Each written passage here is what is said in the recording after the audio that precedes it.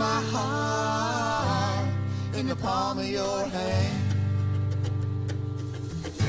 Watch the blood drip from every vein. You ripped it straight out of my chest. Scar won't heal the mark's been left. Let's tear it down. Watch it blaze tonight to the ground while the ashes rise. Count the beats, let the air remain. Fading quickly, but I feel no pain.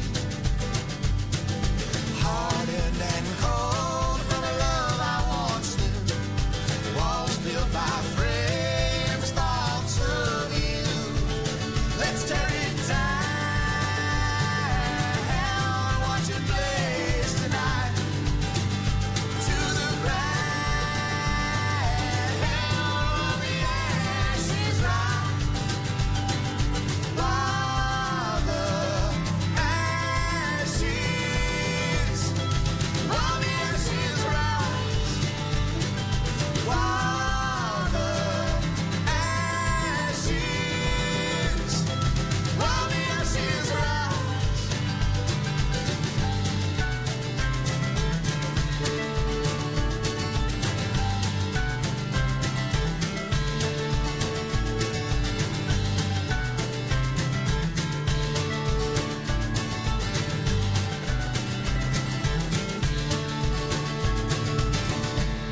What once was a home where our love could grow. A graveyard of memories shattered like bones. Roses have wilted and died.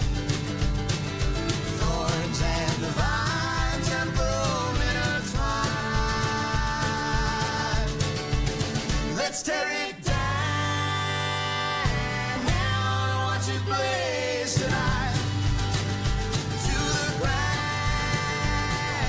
while the ashes rise. Let's tear it down. Watch it blaze tonight to the ground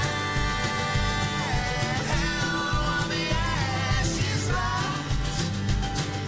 While the ashes, while the ashes rise. While the ashes, while the ashes rise. While the ashes rise. While the ashes. Good evening, Atlanta, and everyone who is listening and watching us tonight. We're very happy to be with you again. This is Nehel Wave and Victoria Barayev, and our special guest for tonight, the owner-operator of the Hearts of Harvest Farm, Paul Sora, that came here from Athens, Georgia. Thank you so much for accepting our invitation to be here tonight, to be our guest.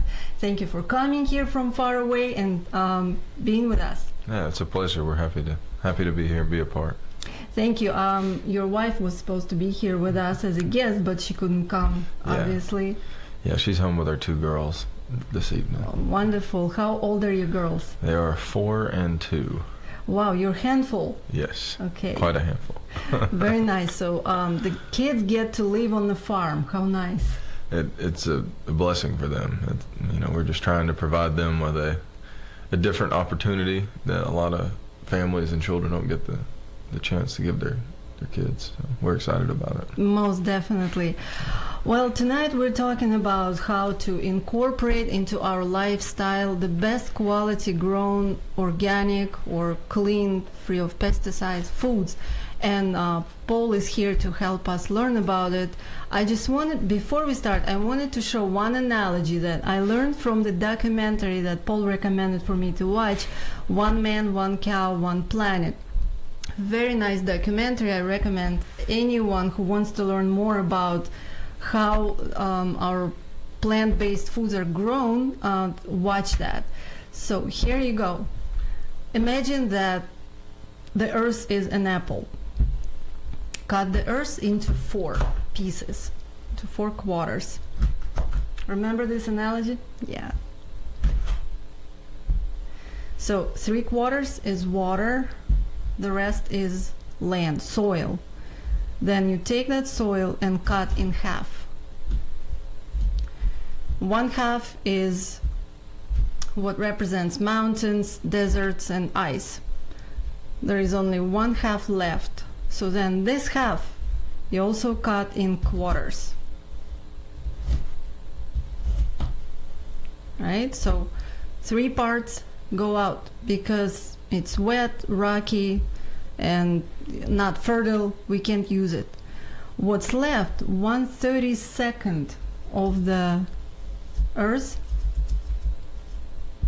and the peel of that part is what represents the topsoil that must feed the planet. Can you imagine this?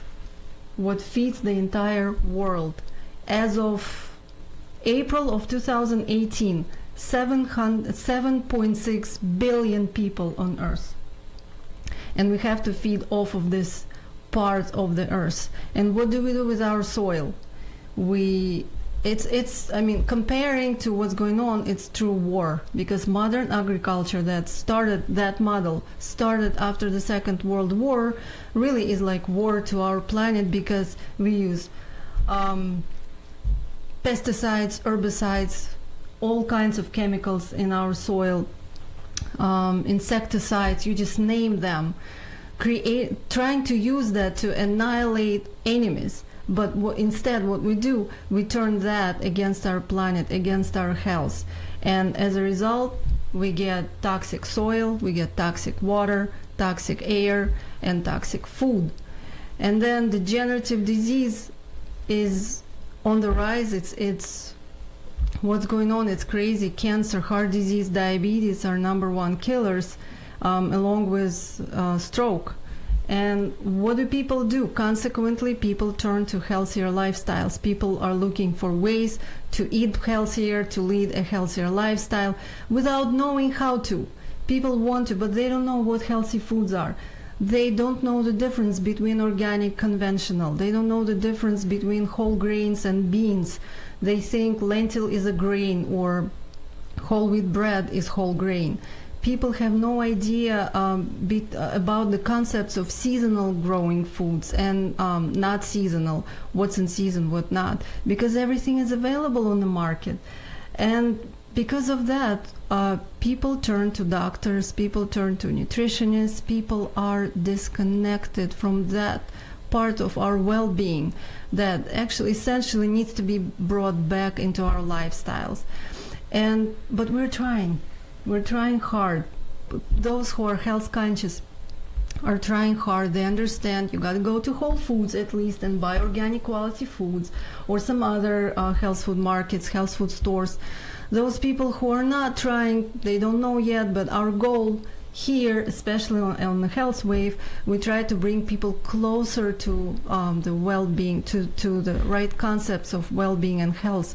And hopefully tonight, with Paul's help, we can research into this question deeper. So I understand you live on the farm. Yes. And you were brought up on the farm also, raised. Yeah, in a way. I'm from a very small town in southeast Tennessee, and my family has many acres out there that cattle and pigs are raised on. But as far as my immediate network, when I was growing up, and up to this point in my life even, my dad, my grandfather, my grandmother, my great aunt, like everyone that I knew were master gardeners. They didn't, wow. When it was in season, they didn't buy produce. You know, they grew food and grew it really well. And that was our whole community that I came up around. And my nanny family that watched after me when I was a kid, they had a big farm and they did horses, but they also grew all their own food. So it was just kind of part of this culture that I came up in, that it was just second nature. you grew your food. You worked with the soil, you worked with the land, and you grew your own food to support your family. And then as I got older, I got away from that a bit, and I moved to Atlanta to pursue a music degree. And wow, interesting. yeah. But I continued to get further disconnected, just like so many folks do. It's so easy to do because of the conveniences of just going to the store and getting your food. And that's the modern lifestyle, urbanized. It's an urbanized lifestyle, and it's convenient because we got to go to do everything else, and our health always takes the back seat. Exactly. So there are always pluses and minuses into everything. So unfortunately, this is the drawback. Our health has to suffer because of that. Yes. But my wife and I, we were just a little burnt out on the city, and so we started looking at property and found this place outside of Athens. It was a perfect oasis for a small farm, a self-sustaining environment. And we bought it, and just the vision just kept coming to us to grow food, grow organically. And then it just kept developing, and now all of a sudden we're producing over 2 acres of organically grown, I would say, produce, flowers, and mushrooms. Produce flowers and mushrooms, yes. No fruit? We do have raspberries, and we have our own personal peach, pear, and apple trees on the property. But we will be expanding to doing some strawberries and blueberries as well. They have to be planted at a different time of year to actually get the fruit for next year, because strawberries that you planted last year are just now fruiting for this year. Oh, wow. So we'll have strawberries and blueberries next year for sure. So sounds like you're pretty busy. Yeah, absolutely. Very good. You just mentioned you went to a music school. Yes. So you're a musician. I am, yes. So let's talk about it. I'm dying to let people know that the song that just played in the beginning, we played it from the beginning to the end, the whole song. It's called Tear It Down. It's written and performed by Paul. Yes, my wife and your wife, Lindsay. Yeah, yes. For sure, yeah. Music's always been a passion of mine, and you could really say that's what my career is a musician, and farming is becoming a new avenue. Such two different things. But so similar. The more I get into farming, the more similarities I find within. What are the similarities? How is it similar to you? So with music, to be a rounded musician, I think that you have to be able to pull from a lot of different types of music, a lot of different cultures of music, different styles and energies to mold yourself as a rounded writer and player. And I think the same goes for farming. The more you study different farmers, microbiologists, different farm ecosystems, different countries, the way they have to farm different types of land. And the more you study that, you can put that into your own bag, if you will, and create your own farming style out of how all these other people that you study farm. So basically be creative in both ways. There's so much. Growing food is such an art form. And this is our first season. And so we're really just getting into seeing that. But there's so much creativity and art involved within planting and growing food. Excellent. Yeah. What instruments do you play? Primarily guitar, but I play a dobro, mandolin, a little bit of banjo, some piano and organ. So you sounds like you're so talented. I just try to use the gifts I've been given. Great. So you just mentioned that you try to grow your foods organically. Is your farm certified organic farm? We are not certified organic. We are certified naturally grown, which is a certifying agency that functions under the National Organic Program. So you follow all the same rules as you would if you were certified organic. But instead of it being a federal government agency that certifies your farm, it's based on a farmer-to-farmer review. So other farmers do the farm inspections, and we hold each other accountable for maintaining organic practices.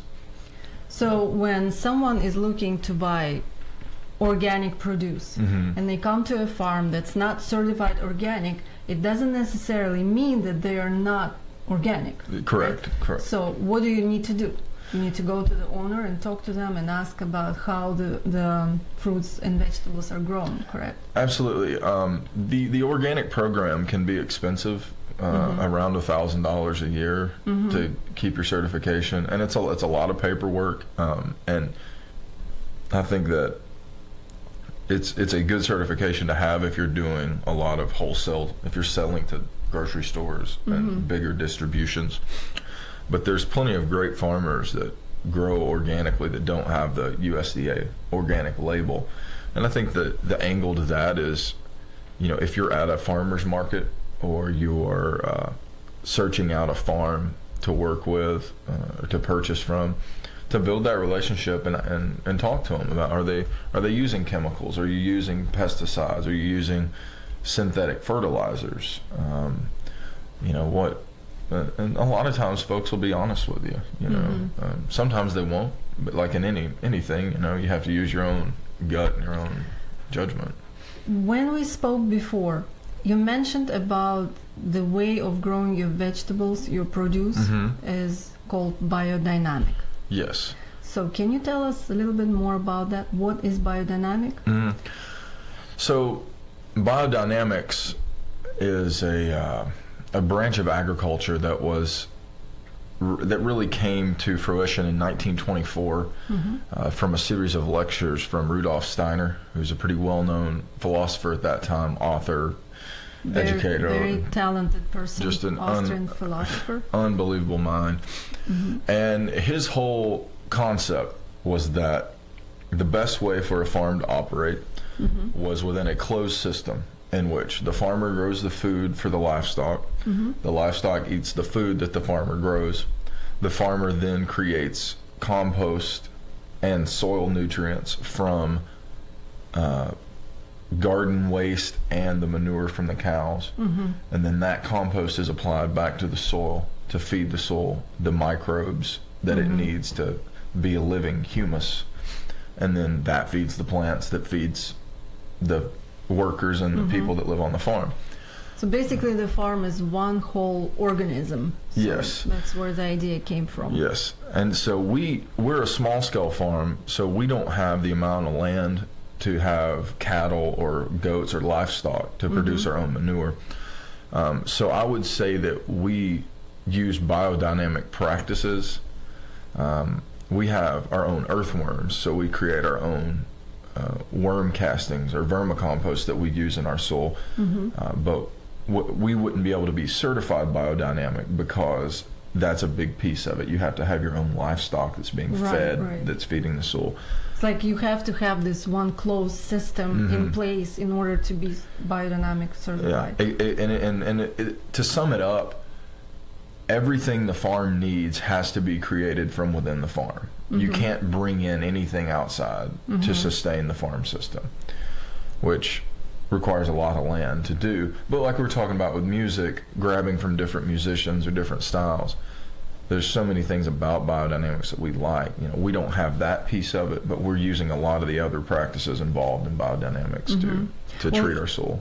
Even though you don't do that, creating your own compost, I wanted to go deeper into that because this is such an interesting way of practicing, agriculture. Absolutely. So I wanted us to talk more about that, okay, to let our audience know. But before that, I wanted to ask you first, so now we're talking about biodynamics and organic, way of growing.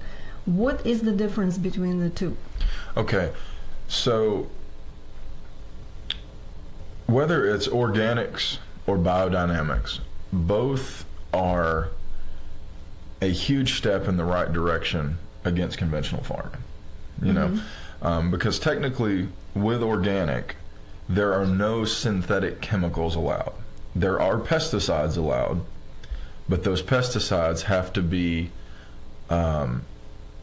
created from fermented bacteria or from plants. Like pyrethrin, for instance, is the chrysanthemum flower that's concentrated down into like a concentrated solution that's used. Within biodynamics, there are no pesticides at all allowed. So please say it again. Some people may be surprised right now and say, whoa, chemicals on the organic farms? So in conventional farming, they're Not over... synthetic, but still chemicals. Yes, still there are pesticides and fungicides that are allowed in organic farming. They are not synthetic, but they're derived from plants or bacteria. But the thing is just because it's from a plant doesn't mean it's good for you. You know, Right. and that's kind of the thing that we're learning, because I think it's Rotenone it was something that was used up until 2007 in organic practices, and now it's banned from use in the United States at all. Well, if it's something that you don't want to put into your body, why would you want to put it on the plants? Right. And it's tough because, you know, if a farm is looking at the potential of losing thousands of dollars of a crop versus using a organic allowed pesticide to be able to provide for their family, they're technically following the rules, you know. But we choose not to use pesticides on our farm. We choose to use other methods of pest prevention. Within biodynamics, though, there are no pesticides or insecticides allowed. They're more what we were talking about before. You can't bring anything from outside your farm. So we had to pay for our compost this year because we needed a lot of compost because our ground was a barren horse pasture. Well, as we'll talk later, but now about making compost is a very complex process. Absolutely. Who does it for you? Where do you get it from? We bought ours from a place called Foothills Composting, and they're an organic certified compost company, and it's all leaf and limb debris and food waste.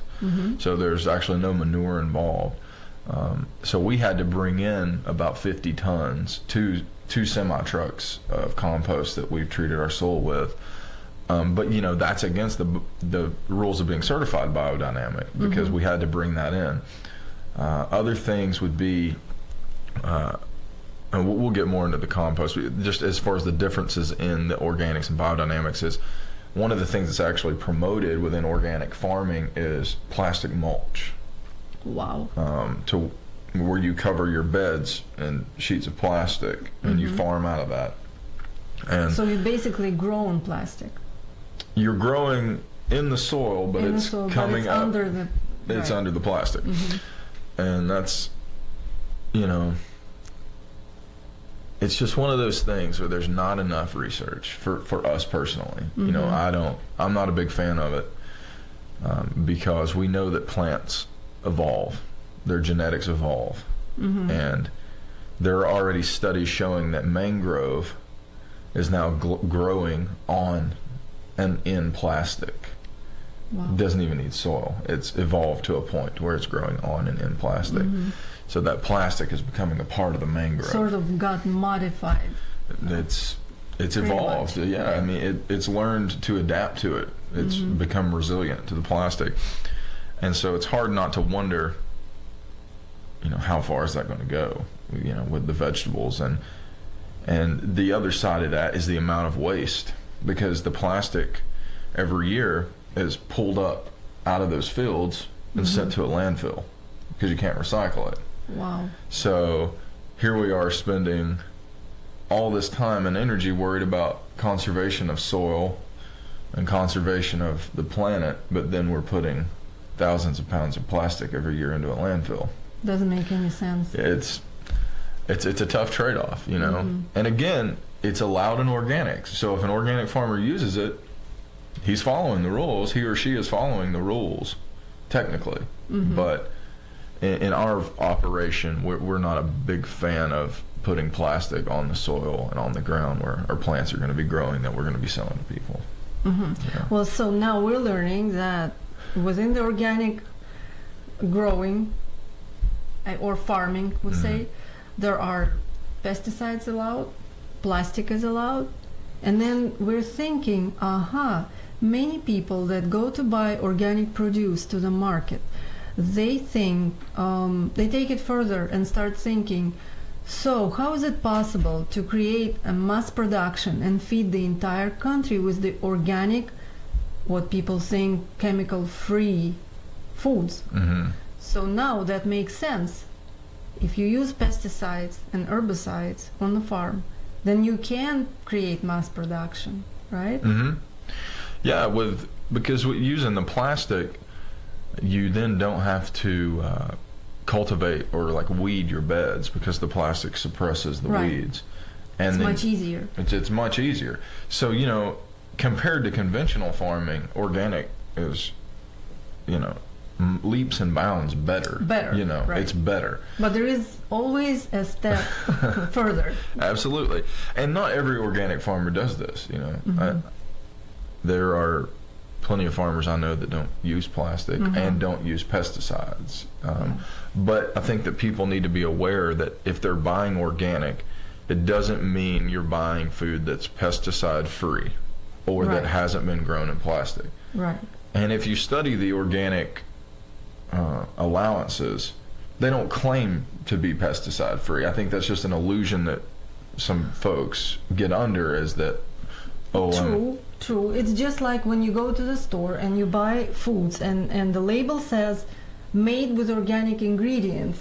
People think it's organic, whereas according to USDA, 70% of ingredients are organic and the rest are not organic. So, but people don't know about that. Mm-hmm. Okay. And this Same is thing. about, teaching people and educating people, because if it's the difference in buying an organic apple or a conventional apple, if that's your only choice, always buy the organic, because it's the better of the two for sure. And, right, between the two. Yeah. And the pesticides that are used in organics are much less harmful than what is allowed in conventional farming. You can use Roundup in conventional farming.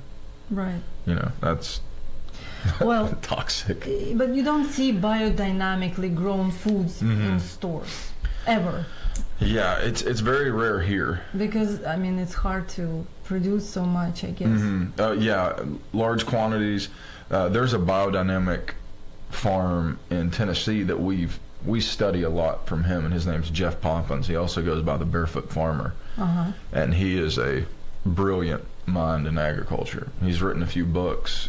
You would like them. You should check them out. But definitely. But he's not certified biodynamic, but he operates as a certified biodynamic farm. So, there's a lot of that, just getting out there and meeting farmers, which is, I think, the important thing that we try to educate people on is, if your health and eating organically is that important to you, then just take the extra step and find a local farmer's market, find a local farmer, and buy direct. Get it. Support local farming. Because I'm telling you, it makes sense.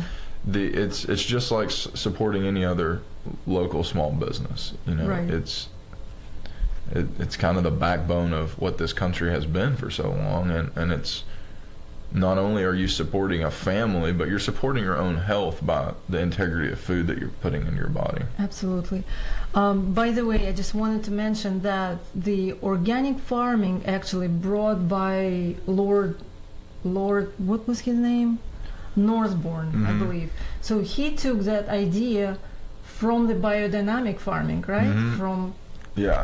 Absolutely. From that concept of a farm as a one whole organism. Yes. But then he took it to develop the organic farming.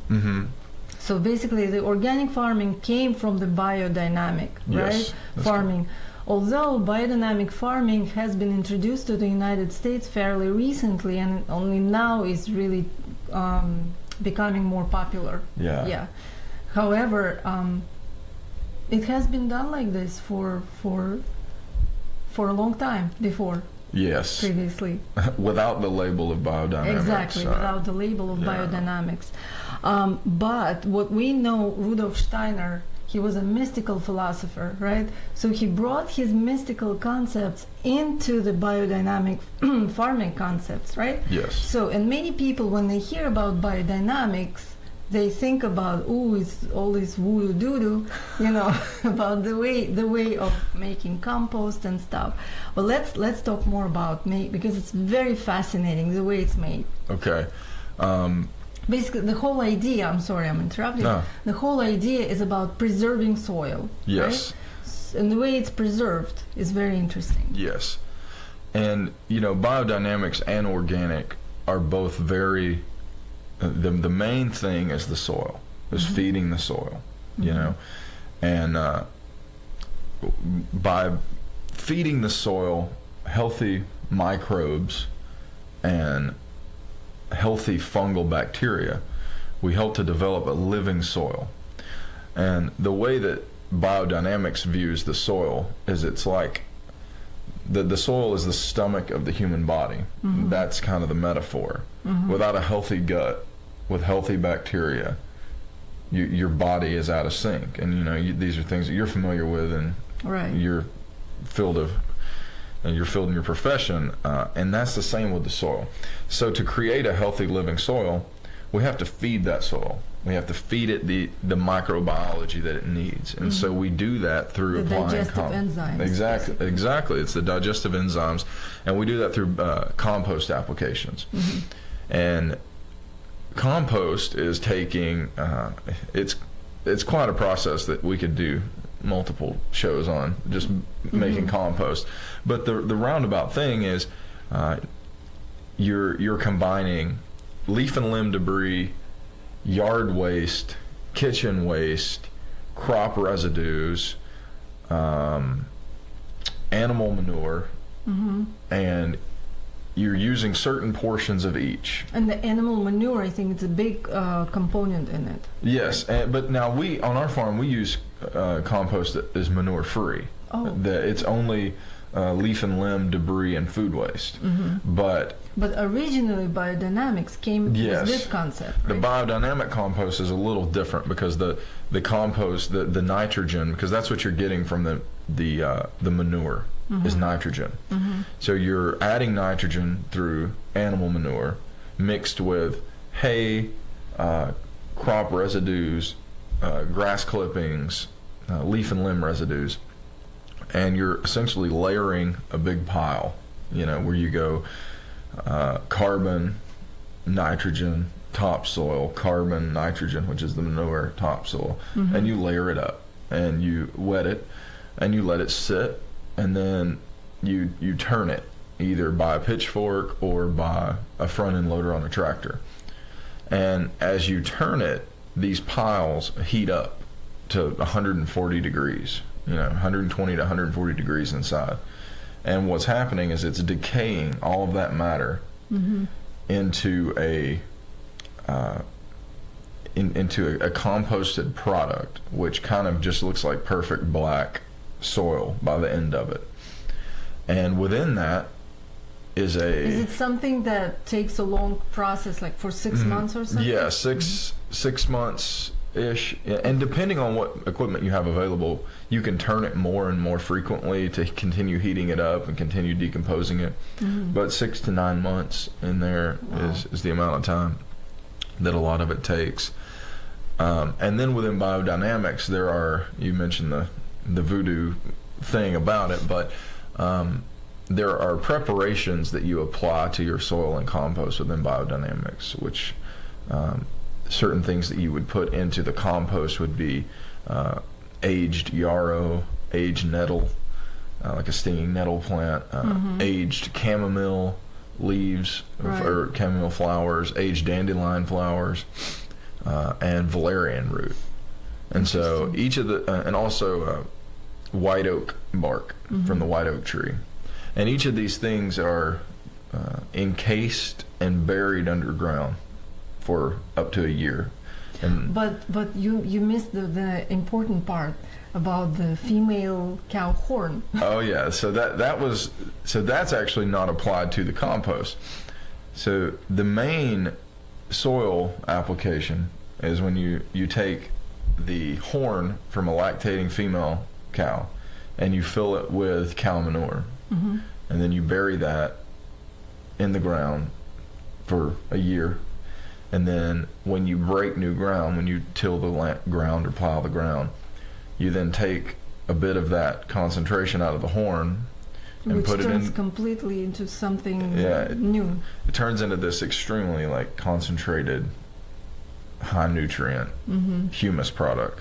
You put it into like 3 gallons of water per acre, and it just takes a bit. You just put a little bit into 3 gallons of water, and you got to stir it for an hour by the hand, creating a vortex, and then you apply it. And then at some point you have to turn it back and around forth, right. because you got to create a vortex, and then you have to create destruction. Vortex and then destruction. That activates the minerals and concentration. And so then you apply that to the fresh broken ground. You also take crushed quartz. We actually have a lot of quartz on our farm, and you take quartz and crush it and put it in horns, cow horns as well, and bury it. And then you put it in water and apply that to the plant leaves as they're growing. So the manure in the horn is applied to the soil. The quartz in the horn is applied to the plant leaves to increase reproductivity. Why cow horn? So interesting. the horn is looked at in biodynamics as it recycles all the energy of the cow. So all the energy comes up to the horns and then recycles back into the body of the cow. So that horn is looked at as like the main energy receptor. Well, as I watched it on that movie, the documentary, they were talking about the cow's digestive system, that horns is the extension, basic continuation of the digestive system of the cow, where all of the digestive energies are very concentrated. Yes. And when you put the manure in there, it keeps going. Yes.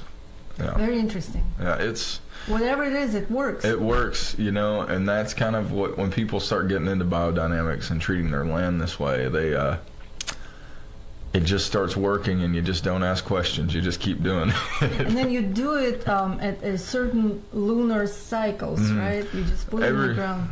Everything has to do with the lunar cycle. Everything in biodynamics is about working with nature, and that's not just Mother Nature on Earth. That's cosmic nature and the nature of the core of the earth as well. So all of our planting dates and everything we do is based around planetary and lunar alignments. Well, so interesting. I know you brought some produce with you. I did. So I wanted to see what you got. And, out of curiosity, I actually went to Whole Foods and got what was available there, organic produce, just to see and compare. Let's do that. Cool. Let's do it. So what I have here is I got curly kale. This is all organic, right? And we want to see how it's different from the biodynamic kale, if you have one. I also got lacinato kale here. We've got radishes, and we have spring mix. Interesting experiment here. So those people who are listening, they're not able to see it, but we will explain what we're doing. Lots of greens, lots of leafy greens. Yeah. The most alkaline food on the planet is leafy greens that we recommend to eat every day with each meal, in between meals, to keep your cardiovascular system healthy, to help you fight off diabetes and cancer. And here are the leafy greens from the Biodynamic farm. So we've got purple curly kale. So compare this kale and this kale. Two different kales. How it's different? First, your kale is much smaller, smaller leaves, okay? Which to me looks like that it is more organic than something that's grown bigger, even more organic. This is organic, but this is even more natural, right? So when you don't apply chemicals, things don't grow too large, or am I wrong? Well, it depends on this strand, because this is a curly kale, but it's a smaller leaf kale. But now, if you're not pumping, like for conventional farming, well, they'll use synthetic nitrogen, and nitrogen boosts the growth of the leaves and plants. So oftentimes you'll get really big peppers and really big leaves from conventionally farmed things, and that's because they've pumped nitrogen to try to get more weight and more production out of a plant. So this is as big as it gets. Naturally. That strand, that's the natural. Okay, so size. what else do we have? Radishes. Okay, so nice looking radishes from the farm. You can tell it by the leaves.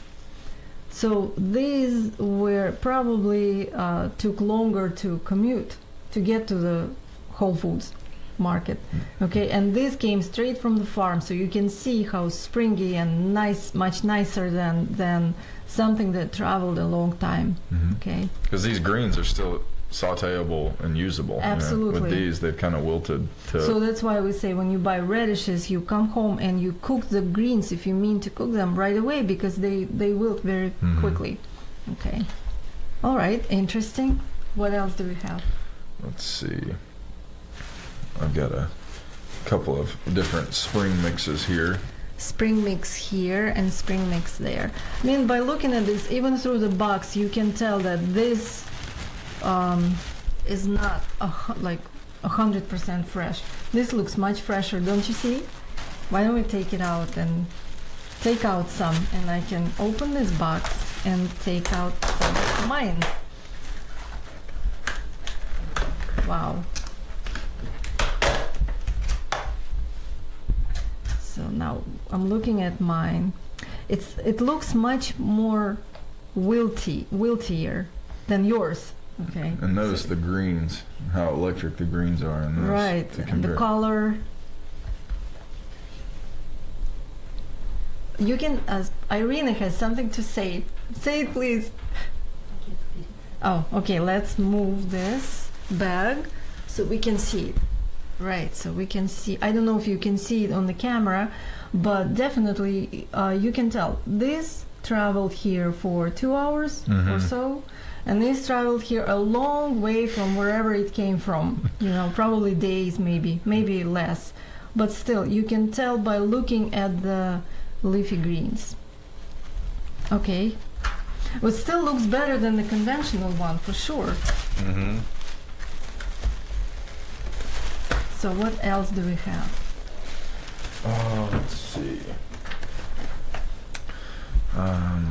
We've got some of our lacinato. And I think we have a camera here, and we can show it to this camera. Lacinato kale. Yeah, definitely much fresher than mine. Yeah. So also as big as it gets. Some of the leaves will get bigger for sure. This is from some of our plants that are still producing that we planted last fall. So they've survived the winter and have come back and continue to produce. They're very nice. Very hardy. So once you bring it home, how long does it stay fresh in the refrigerator? You know, we eat ours so quick, it's hard to know. But I would say, you know, up to a week. Up to a week. But you want to eat it as quick as you can, because especially if it's coming from a farm, fresh cut, it's loaded with nutrients, and the longer it sits, the more the nutrients dissipate over time. What else did you bring? Let's see. I brought some arugula. Okay. You can just try it. This is some. We can see. Let's take out a leaf. Well, this arugula looks different than what we buy in the stores. It looks a little different. The shape of it, the color. And definitely. You can feel the crispness. Yeah, it's much crispier. Absolutely. I mean, definitely you can tell about the freshness of the leafy greens that came just from the farm. Oh, we've got some tot soy. Tot soy. Now, this is something that I doubt that too many people know what it is. So, tot soy, we've never seen it in Whole Foods or any of the farmer markets locally here. So what type of a plant is this? It's a family of the Asian green, of the the bok choy is kind of the top. Yeah. I was going to say, it looks like bok choy somewhat. But it's a really kind of the spinach of the Asian green. I see. So how do you cook it? Do you cook it or do you fresh? I typically prefer most things raw, but it's really good sautéed in with stir fry dishes, or you could just sauté it on its own. Very nice. For sure. We've got a pak choy over here, which another kind of something like bok choy. They're a little smaller, but you can see the. Wow. Yes, they look like small baby bok choy that they sell in grocery stores, but still looks different. Yeah, and it's much mild. fresher, Yeah, right from the soil. Yeah, this was actually the first one that we've cut for anyone to have. It just got ready, so you're getting the first one. Wow, thank you so much. I'm so lucky tonight. Another thing we're excited about is our Hakurei turnips. So these are not radishes? They're not radishes. They appear to some folks to be white radishes, but they are. They look exactly like white radishes, but they aren't. They are not, and these turnip greens are just loaded with nutrients. Wow. Well, as we know, turnip greens in general, they're very nutritious. They have a lot of anti-cancerous elements, and one of my most favorite leafy green is the turnip green tops. Yeah, and the Hakurei turnip has such a sweet flavor to it, and when you cook it with garlic and onions or anything, it really takes on a lot of that flavor, and you get the sweet and the savory. And it's much smaller than a regular turnip is. And they'll grow to be bigger, but we've found that harvesting them at this smaller size gives a sweeter palate. It doesn't get into the bitter and spicy world. Interesting. Okay, so what else do we have? We have a Davignon radish, which is a French heirloom variety, dates back to the 1800s. Wow. And these are... That's heirloom variety. And they're... Let's show to this camera. So. And they're very spicy. And very crunchy. But again, look at the greens. And you can still use the greens as well. Yeah, and a few of the critters like it, but an old farmer told me that if the bugs don't like your leaves, then there's something wrong with your produce. Exactly. Let's see if there's anything else. I got a little bit of spinach here that came out of a bed. It's actually wilted a bit since it's been out of the cold for a while, but it still tastes nice. It's still very precious, right from the farm. Yeah. This is a beautiful color. This is a collard green.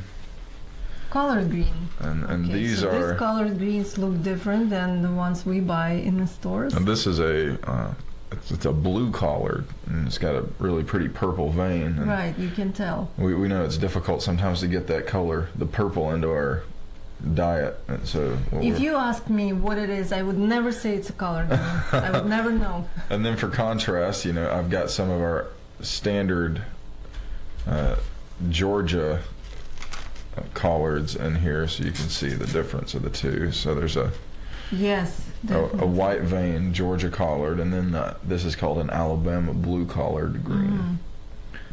And they're both extremely delicious and nutritious. Absolutely. Lots of goodies here. Yeah, and we're learning with the Russian red kale, you've got to get it cooled or eaten quickly. It likes to wilt, especially. Yes, I can tell it's already wilting. It's wilting, so you typically want to get it in something very cold quickly, or eat it quickly. Yes, but Russian kale I've seen before at Whole Foods. Occasionally they it comes out, they sell it. So I'm familiar with that one. Not that I saw it in Russia ever, but here I learned what Russian kale is.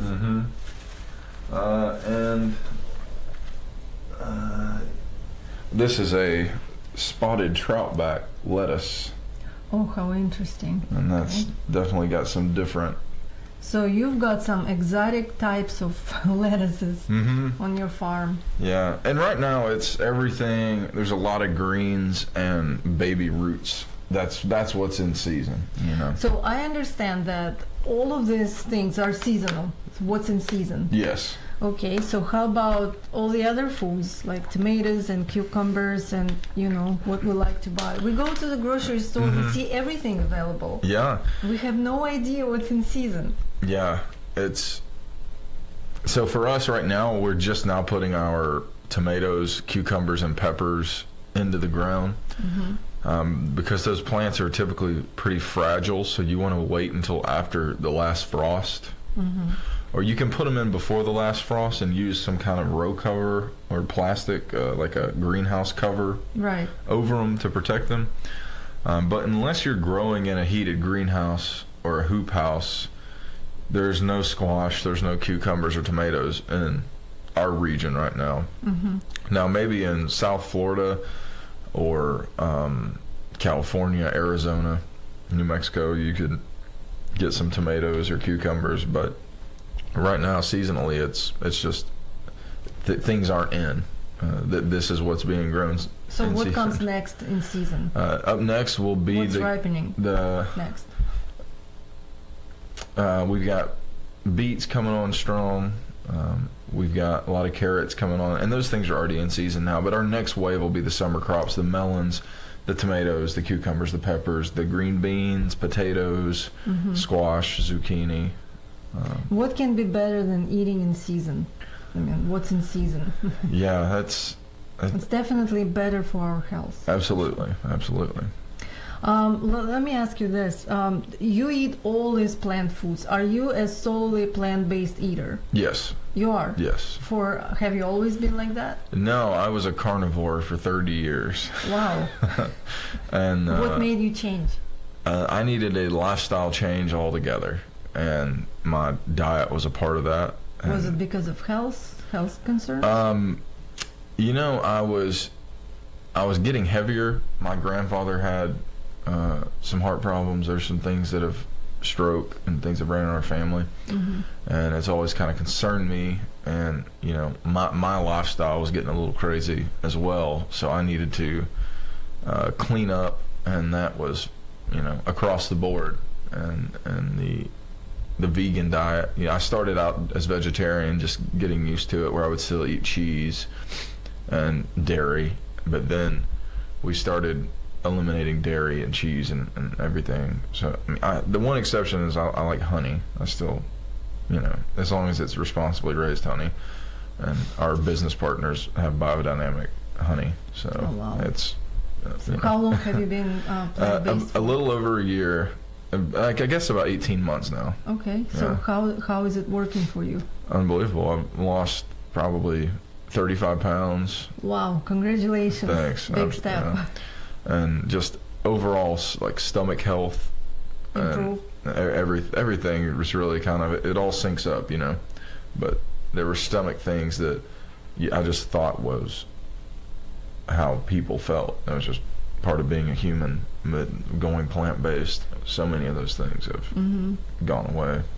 Yeah, it makes you more connected with your well-being, with you know, with the nature, with everything. You know, your intuition becomes better. It's like the feeling of your own well-being is just, you know, unbelievable. Isn't it? Absolutely. And Worthwhile of trying. absolutely it is. And that sluggish feeling that I used to get after eating It's gone. a heavy meal, you know, cheeses and meat and everything, that, you know, you just want to go to sleep. You know, now it's like my food energizes me, not Right. slows me down. That's how it's supposed to be. Yeah, Okay. yeah. The food actually is the concentrated energy of the bigger environment. That's what we call food. Because food is not, I always teach that, food is not only a concentration of nutrients like vitamins and minerals and carbohydrates or fats and proteins, but it's also energy. So basically food is condensed energy of the larger environment. This is how we should look at food. Food gives us energy. Absolutely. Are you happy with your weight loss? I am. I still have some more I want to continue to get down, but I think farming in Georgia in the summer is going to take care of that. Help that. Absolutely.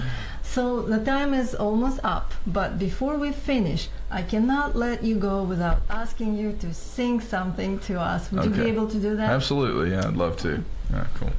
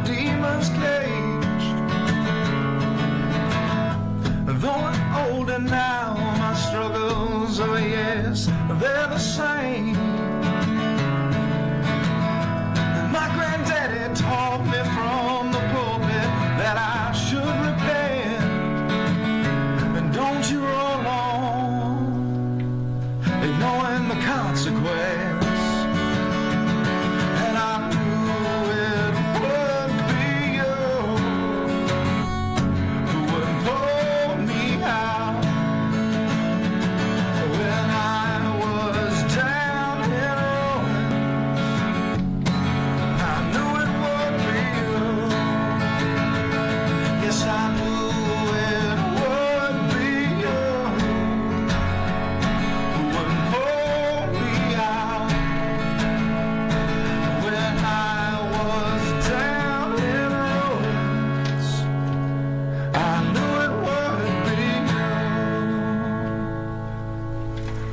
Thank you so much, Paul. Absolutely. Thanks for having we me. have just about another minute, Cool. and I wanted to ask you to wish our audience what you would like to wish, and just say a few words to us. Yeah, well, I would wish the audience a newfound journey in exploring the depths of their health. I would challenge the audience to take your food very seriously, take who produces your food very seriously, and to make the effort to go to a farmer's market, meet a farmer, buy direct, and I just think that's a very, very important piece. If your health is that important to you, that should be an extra step that you should take. And our farm, Hearts of Harvest, is trying to do our part in developing soil and good food for our local community. And there are lots of other great farmers out there doing the same thing. Excellent, thank you. This was Paul Sora, the owner-operator of the Hearts of Harvest farm. And on my part, I just want to encourage you to take that step further, continue researching, don't give up on your health, and support local farming, support Hearts of Harvest. And we'll see you next Thursday. Be well. Thank you.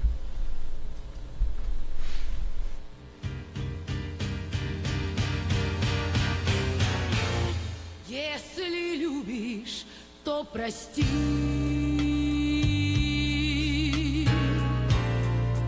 И не надо лишних фраз. Не умею я просить.